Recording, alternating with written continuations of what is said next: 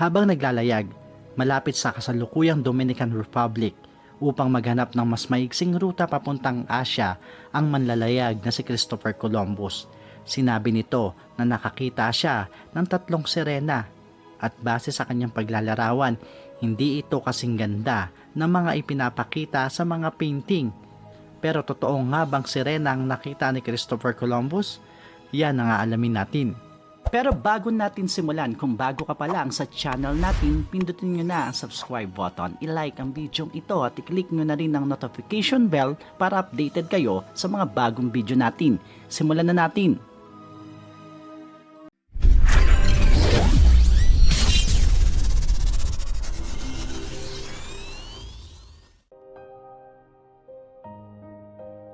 Noong January 9, 1493, nakakita ang Italianong manlalayag na si Christopher Columbus ng di umano'y 3 sirena malapit sa Dominican Republic.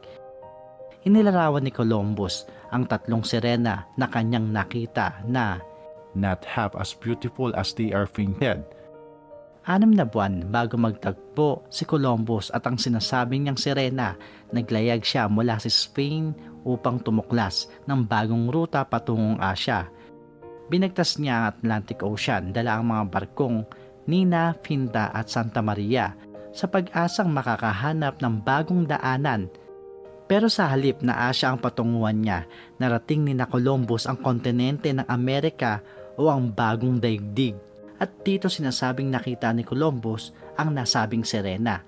Pero totoo nga bang sirena ang nakita ni Columbus?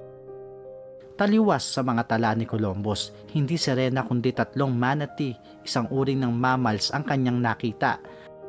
Ang mga sirena ay isang uri ng nilalang sa mitolohiya na kalahating tao at kalahating isda. Madalas silang ipinapakitang may katawan at muka ng isang tao at sa halip na paay buntot ng isda ang mayroon sila.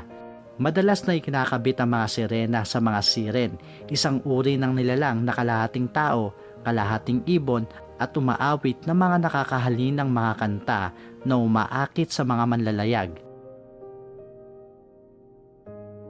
Sa kabilang banda, ang manatee ay isang uri ng mammals mula sa order Sirenia, kamag-anak nila ang mga dugong na matatagpuan sa Pilipinas.